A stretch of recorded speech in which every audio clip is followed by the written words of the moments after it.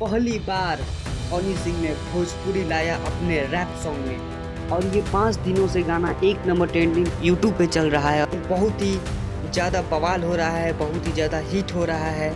इस सॉन्ग में गाने वाली लड़की रागिनी विश्वकर्मा, जो पहले थी हारमोनिया ढोलक बजा के गाना गाती थी, और आज किसको दिल दिया जाए। रागिनी विश्वकर्मा हनी सिंह के रैप सॉन्ग में गाना गा के बहुत ही बवाल मचा। दीदिया के देवरा चढ़ौले बाटे नजरी, दीदिया के देवरा चढ़ौले।